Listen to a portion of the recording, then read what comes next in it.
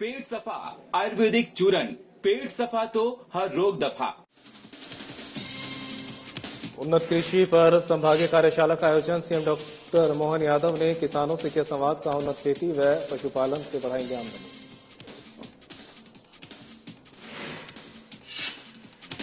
नेता प्रतिपक्ष उमंग सिंघार का प्रदेश सरकार पर हमला। किसानों की मूंग खरीदी नहीं हो रही, किसानों के मूंग का एक एक दाना खरीदे सरकार।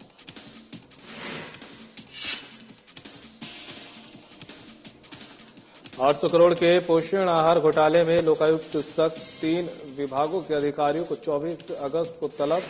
14 पत्रों के बाद भी नहीं मिला कार्रवाई प्रतिवेदन। दिव्यांग को नहीं बनाने दे रहे प्रधानमंत्री आवास। दबंगों पर जान से मारने की धमकी का आरोप। पीड़ित ने अतिरिक्त कलेक्टर से की कार्रवाई की मांग।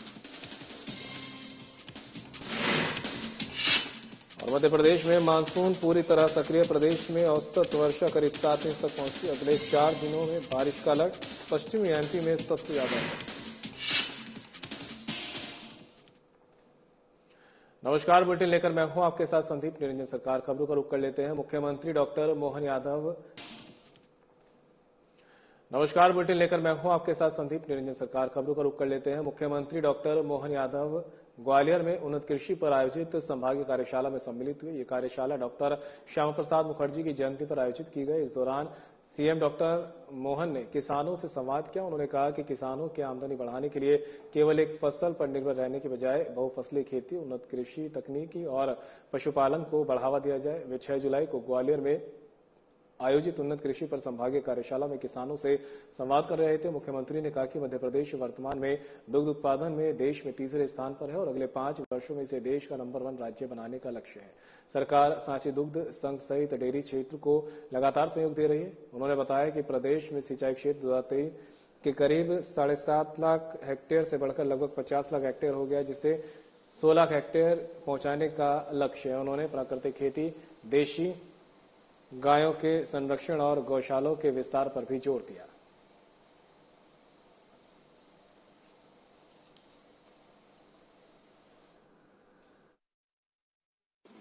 प्रदेश के अंदर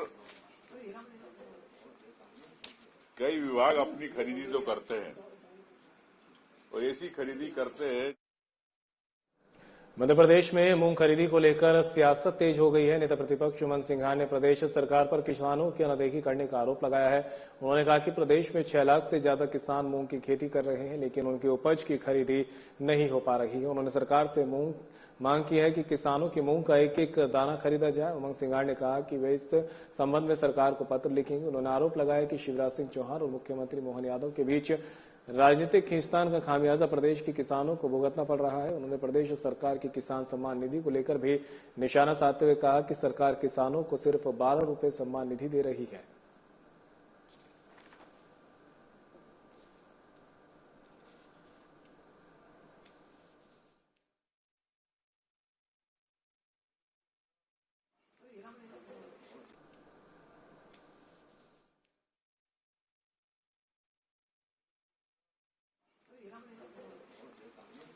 कई विभाग अपनी खरीदी तो करते हैं और ऐसी खरीदी करते हैं जैसे आपने आंगनवाड़ी में देखे कि आरओ लग गए, कई स्कूलों में आरओ लगा दिए। कई जगह ऐसी स्थिति है कि स्कूलों में आरओ मशीन है लेकिन पानी नहीं, और क्या कीमतों में लगते हैं आपको पता है। तो ये खरीदी हर जगह सरकार अपने कमीशन, जो दलाल है, एजेंट है और जो बड़े लोग बैठे हैं उनके लिए कमीशन खोरी का धंधा चल रहा है। लेकिन प्रदेश के अंदर किसान परेशान है। किसान के नाम पे खरीदी नहीं होती प्रदेश में। पहले सोयाबीन को लेके किसान परेशान रहा, आपने किस प्रकार से पूरे प्रदेश में हल्ला मचा। गेहूं खरीदी को लेके किस प्रकार से पूरे प्रदेश में हल्ला मचा। किसान का गेहूं पूरा खरीदा नहीं गया। अब बात आ गई कि अब मूंग की फसल कई किसान आपने देखा गए साल भी धरना प्रदर्शन करते रहे, कई लोग पैदल यात्राएं करी, लेकिन किसान को लाभ नहीं मिला। पिछले वर्ष मध्य प्रदेश में अनुमानित 15 से 18 लाख मीट्रिक टन खरीद रहा उत्पादन। इसके बावजूद 18 लाख में से मात्र 7.5 लाख टन 7,65,000 मूंग खरीदी सरकार ने खरीदी। पूरा मूंग नहीं खरीदा, सरकार ने खरीदी, पूरा मूंग नहीं खरीदा। मध्य प्रदेश के चर्चित पोषण आहार के कथित 800 करोड़ रुपए के घोटाले में लोकायुक्त ने सख्त रुख अपनाया। मामले में पंचायत एवं ग्रामीण विकास विभाग, महिला एवं बाल विकास विभाग और मध्य प्रदेश राज्य ग्रामीण आजीविका मिशन के शीर्ष अधिकारियों को 24 अगस्त 2026 को कार्रवाई प्रतिवेदन के साथ लोकायुक्त कार्यालय में उपस्थित होने को कहा गया है।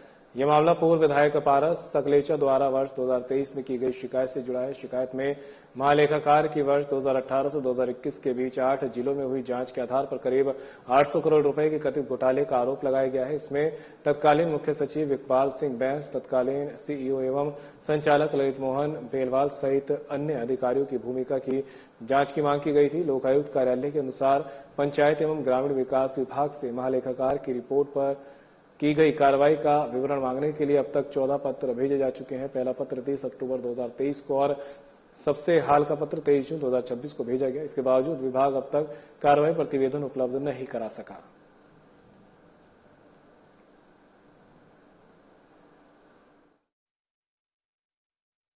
मध्य प्रदेश में लगातार घोटाले उजागर होने का सिलसिला थम नहीं रहा है। अगर हम बात करें व्यापम घोटाले की, तो वो मामला आज भी तूल पकड़ा हुआ है। साथ में पुराने जो घोटाले मध्य प्रदेश के मशहूर हैं, उसमें नर्सिंग कॉलेज घोटाला, डीएमएफ घोटाला, सिंचाई घोटाला, ई टेंडर घोटाला, ऐसे कई घोटाले यहाँ पर चलते आए हैं और जिसका निराकरण आज तक देखने को नहीं मिला है। और अब हम बात कर रहे हैं पोषण आहार घोटाले की। जी हां, इस बार अब चर्चाओं का केंद्र बन गया है 800 करोड़ रुपए का पोषण आहार घोटाला, जो कि लोकायुक्त की नजर में है। इस बार ये लोकायुक्त ने कड़ी जांच के आदेश दिए हैं। और इस जो पोषण आहार घोटाला है, क्यों इतना महत्वपूर्ण है? क्योंकि इसमें 3 विभाग शामिल हैं।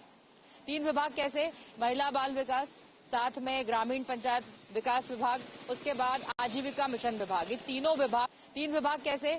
महिला बाल विकास, साथ में ग्रामीण पंचायत विकास विभाग, उसके महिला बाल विकास में जो तैनात है इस वक्त आधिकारिक रूप से उनको बोलना चाहिए, पर क्या बोलेंगे, कैसे बोलेंगे, ये मामला अभी विचाराधीन है। साथ में अगर हम पूर्व आजीविका मिशन के संचालक बेलवाल साहब की बात करें, तो उनका नाम घोटालों में हमेशा से आता रहा है और ग्रामीण विकास विभाग भी चपेटे में है। तो अब बड़े अधिकारियां जो है, अब पूर्व सीएस भी इसको जो घेरे में आ गए हैं पोषण आहार के। तो कैसे ये पोषण आहार घोटाला जो उसका उजागर किया है पारस सकलेचा ने, कैसे इसका निराकरण होगा, कैसे मामला सुलझेगा? क्या वाकई पोषण आहार घोटाला की जितनी भी जांच की जाएगी वो निष्पक्षता के साथ की जाएगी? ये देखने वाली बात होगी।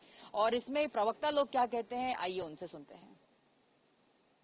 ये बहुत बड़ा नेक्सस है व्यापारियों का, अधिकारियों का और नेताओं का, और इस चक्रव्यूह में हमारे बच्चे फंसे हुए हैं।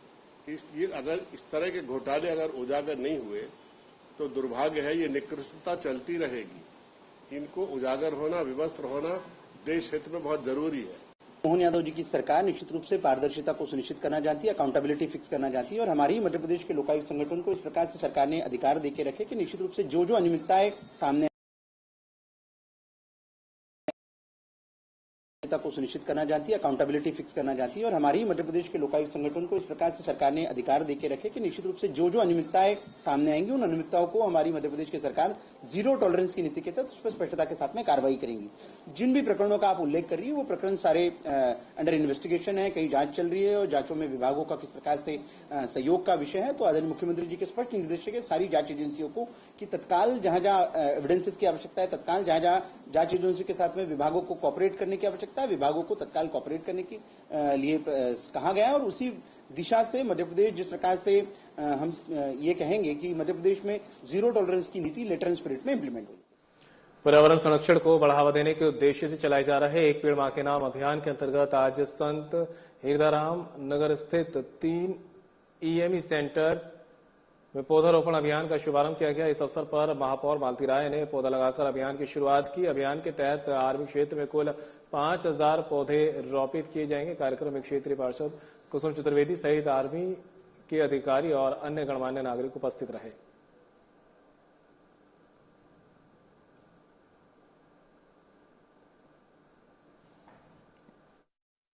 निश्चित ही आज हमारे ईएमई सेंटर जो संथिरदा रामनगर में बसा हुआ है उसमें आकर यहाँ पर 5000 पेड़ लगाने के लिए आज हमने शुभारंभ किया। हमारे कमांडर साहब है सिद्धार्थ जी, आपसे चर्चा होने के बाद में और ये विचार किया गया कि यहाँ लंबी जगह खाली पड़ी हुई है और यहाँ पर छांवदार और फलदार वृक्ष हमारे जो ट्रेनिंग वाले नौजवान हैं उनके सहयोग से लगेगा।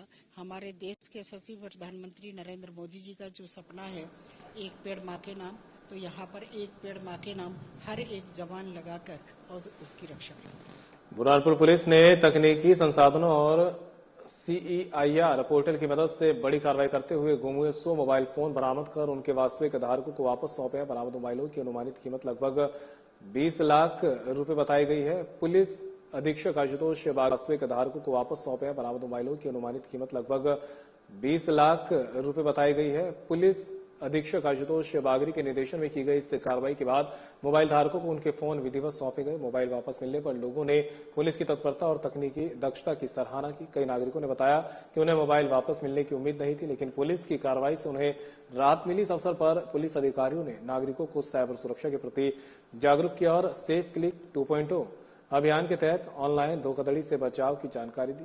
लोगों से अपील की गई है कि मोबाइल गुम या चोरी होने पर तत्काल पुलिस को सूचना दें और CEIR पोर्टल के माध्यम से मोबाइल ब्लॉक कराने की प्रक्रिया अपनाएं।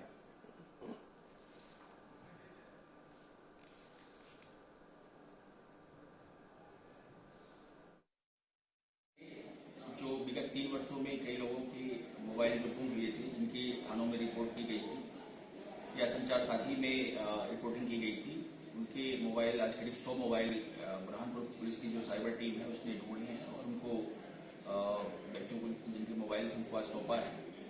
ये 100 मोबाइल की इनकी कीमत करीब 20 लाख रुपए है और इनको केवल बुरहानपुर जिले से नहीं बल्कि दूसरे मध्य प्रदेश के दूसरे जिलों से और यहाँ तक कि महाराष्ट्र या जो आसपास के जिले हैं वहां से भी इनको ढूंढ करके लाया गया है।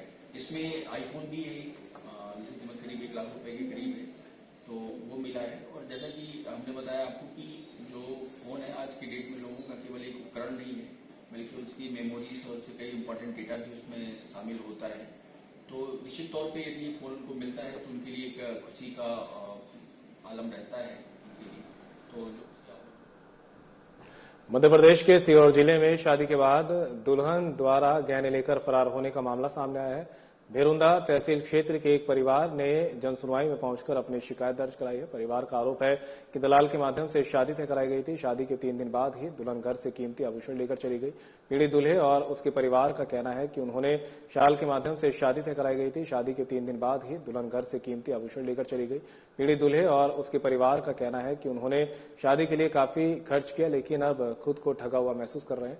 पीड़ित परिवार ने प्रशासन से मामले की जांच कर कार्रवाई की मांग की है।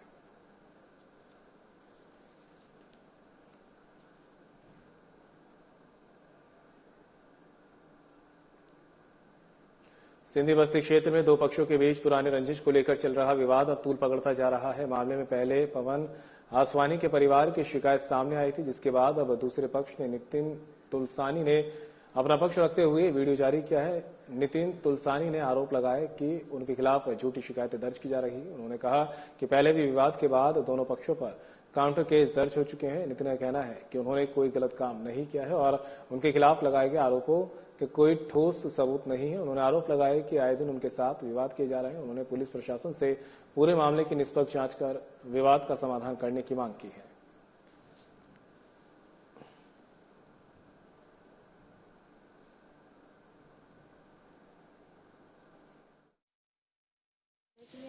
आवेदन लगाने के लिए आई हूँ।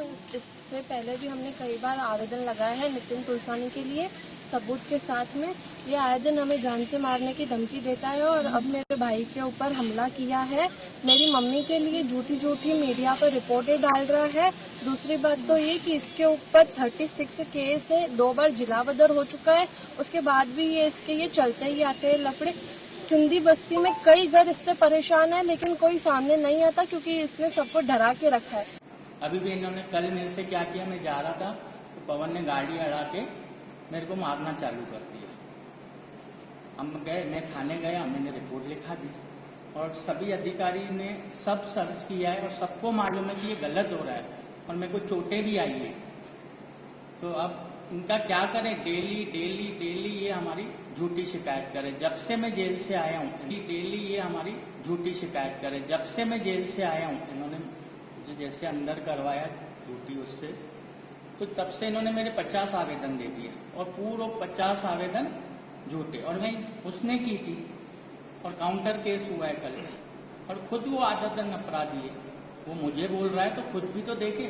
और ये उसके रिकॉर्ड है बाकायदा, ऐसा नहीं मैं मौके। सीहोर जिले के रेटी तहसील के ग्राम मोगरा की 95 वर्षीय बुजुर्ग महिला वक्ता बाई वकील व्हील चेयर पर बैठकर जनसुनवाई में पहुंची और अपनी पीड़ा अतिरिक्त कलेक्टर के सामने रखी। महिला ने बताया कि पति की मृत्यु के बाद उन्होंने अपने करीब 15 एकड़ जमीन अपने तीनों बेटों के नाम कर दी थी। जमीन के बंटवारे के समय उनके बेटों ने हर महीने 10-10 हजार रुपए भरण पोषण के लिए देने और देखभाल करने का भरोसा दिया था। कुछ समय तक बेटों ने उनकी देखभाल की, लेकिन बाद में उन्हें अकेला छोड़ दिया। बुजुर्ग महिला ने अब अपनी जमीन वापस दिलाने और भरण पोषण की मांग को लेकर जनसुनवाई में आवेदन दिया है। उनकी परेशानी सुनने के बाद अतिरिक्त कलेक्टर ने मामले को गंभीरता से लेते हुए एसडीएम को आवश्यक कार्रवाई के निर्देश दिए।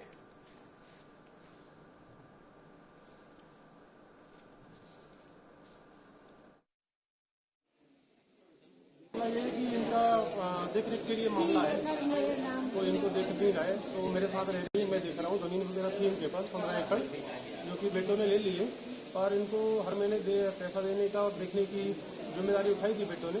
और बेटों ने ऐसा कुछ ना करके इनको ध्यान नहीं दे रहे, जो कि मैं रख रहा हूँ अपने साथ 6-7 साल से। आप बोला एसडीएम में चले जाओ, हमने व्हाट्सएप कर दिया है। पिछली बार भी आया था मैं पिछले महीने, तो कुछ आगे जन सुनवाई में हुआ ये कुछ। फिर मैंने कहा चलो आज एक बार और आते हैं। दादी ने बोला चलो बेटा, हुआ कुछ नहीं तो चलते अपन, तो लेके मैं आ गया।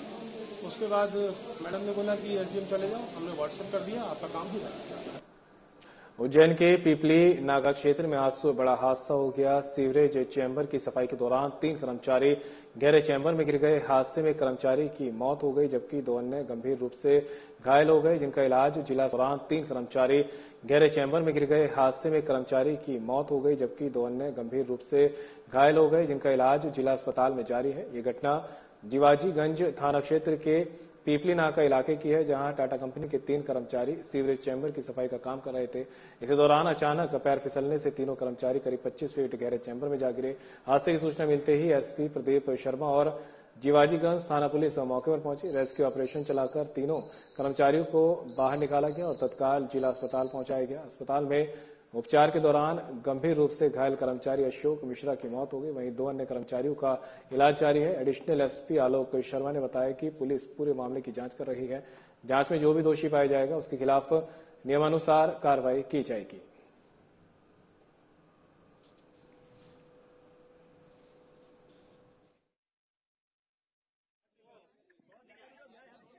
आज पीपली नाका क्षेत्र में दिन के वक्त टाटा कंपनी के 3 कर्मचारी चैम्बर में गिर गए थे, जो कि चैम्बर का ढक्कन खोल के जेटिंग मशीन उसमें लगा रहे थे। उस दौरान पैर फिसलने से ये लोग चैम्बर में गिर गए थे। इसमें से एक व्यक्ति, जिनका नाम अशोक मिश्रा है, गंभीर रूप से घायल थे, जिनकी इलाज के दौरान मृत्यु हो गई, और 2 अन्य व्यक्ति रमेश और गोपाल है ना, वो गंभीर रूप से घायल है, जिनका चरक अस्पताल के इमरजेंसी वार्ड में इलाज चल रहा है।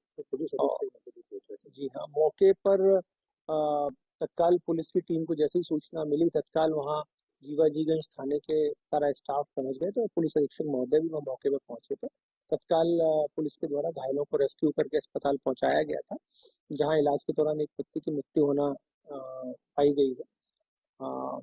इसके साथ ही साथ में पुलिस ने तत्काल जो भी आवश्यक कार्यवाही वो भी करी है। इस पूरे मामले की जांच कर रहे हैं और जांच के बाद जो भी इसमें तथ्य आएंगे उसके आधार पर हम अग्रिम करेंगे। सीहोर जिले के दोराहा तहसील अंतर्गत ग्राम पीपलखेड़ा से एक हैरान करने वाला मामला सामने आया। प्रधानमंत्री आवास योजना के तहत स्वीकृत मकान का निर्माण शुरू करते ही एक दिव्यांग व्यक्ति ने गांव के कुछ लोगों पर निर्माण रुकवाने और जान से मारने की धमकी देने के तहत स्वीकृत मकान का निर्माण शुरू करते ही एक दिव्यांग व्यक्ति ने गांव के कुछ लोगों पर निर्माण रुकवाने और जान से मारने की धमकी देने का आरोप लगाया। आज सुखवेंद्र डांगी अपने परिवार के साथ जनसुनवाई में पहुंचे और अतिरिक्त कलेक्टर को आवेदन सौंपकर कार्रवाई की मांग की। आवेदन में उन्होंने कहा कि आरोपित लोग मजदूरों को भगा देते हैं, जिससे निर्माण कार्य नहीं हो पा रहा। उन्होंने ये भी आरोप लगाया कि संबंधित परिवार के कुछ सदस्यों पर पहले से आपराधिक मामले दर्ज हैं। पीड़ित ने प्रशासन से सुरक्षा उपलब्ध कराने, आवास निर्माण सुचारू रूप से कराने और आरोपितों के खिलाफ कानूनी कार्रवाई की मांग की है। फिलहाल यह मामला जनसुनवाई में दिए गए आवेदन और लगाए गए आरोपों पर आधारित है। आरोपों की आधिकारिक पुष्टि नहीं हुई है। प्रशासन का कहना है कि मामले की जांच के बाद नियमानुसार आगे की कार्रवाई की जाएगी।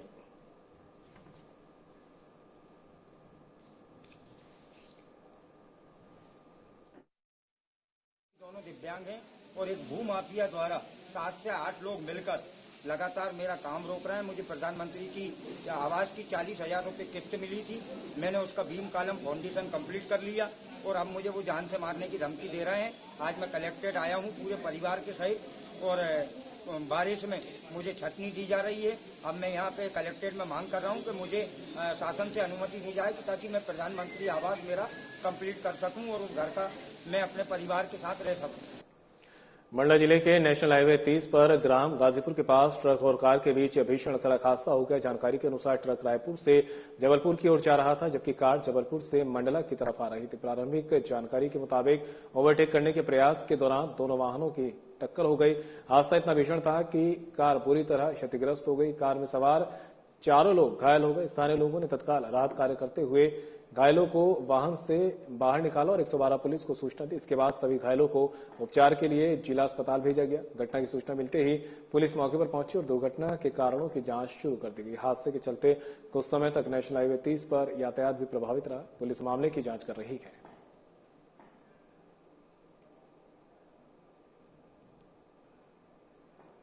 के चलते कुछ समय तक नेशनल हाईवे 30 पर यातायात भी प्रभावित रहा। पुलिस मामले की जांच कर रही है।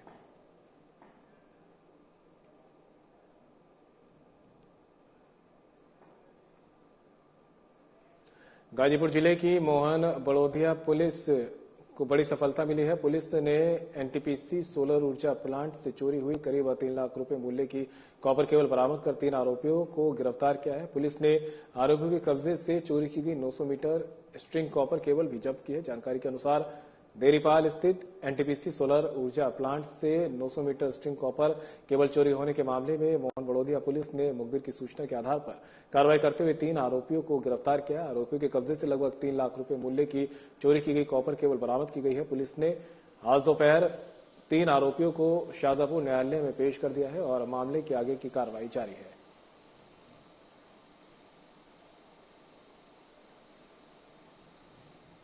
विदिशा जिले की कुरवाई विधानसभा के ग्राम उदयपुर में वन विभाग द्वारा की जा रही चैनलिंग फेंसिंग को लेकर विवाद गहराता जा रहा है। ग्रामीणों का आरोप है कि वर्षों से उनके कब्जे वाली कृषि भूमि को भी फेंसिंग के दायरे में लाया जा रहा है। ग्रामीणों का कहना है कि कुछ वर्ष पहले इसी भूमि पर पूर्व मुख्यमंत्री और वर्तमान केंद्रीय कृषि मंत्री शिवराज सिंह चौहान ने स्वयं हल चलाया था। इस मामले को लेकर ग्रामीण पहले केंद्रीय मंत्री शिवराज सिंह चौहान के निवास पर भी अपनी शिकायत दर्ज करा चुके हैं। मामले की गंभीरता को देखते हुए आज क्षेत्रीय विधायक हरि सिंह सप्रे ने गांव पहुंचकर प्रभावित किसानों से मुलाकात की, स्थल का निरीक्षण किया और वन विभाग के अधिकारियों से पूरे मामले की जानकारी ली। विधायक हरि ने कहा कि आदिवासी भाई बहनों के अधिकारों की रक्षा उनकी प्राथमिकता है। उन्होंने आश्वासन दिया कि इस मुद्दे को मुख्यमंत्री मोहन यादव के केंद्रीय मंत्री शिवराज सिंह चौहान के समक्ष उठाकर न्यायपूर्ण समाधान कराने का प्रयास किया जाएगा।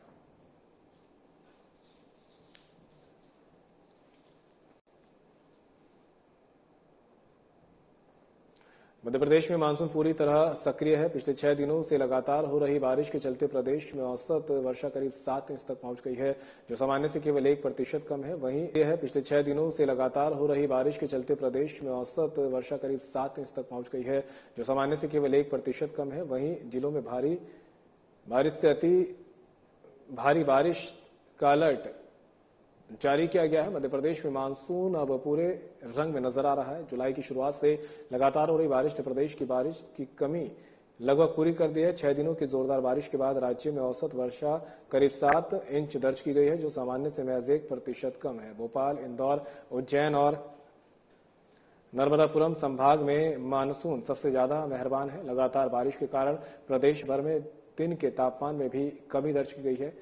गलाजखंड सबसे ठंडा रहा, जहां अधिकतम तापमान 26 डिग्री सेल्सियस रिकॉर्ड किया गया है। जबलपुर, भोपाल, इंदौर और उज्जैन समेत बड़े शहरों में भी तापमान सामान्य से नीचे रहा। मौसम विभाग का अनुमान है कि अगले 4 दिनों तक प्रदेश के अधिकांश हिस्सों में बारिश का सिलसिला जारी रहेगा।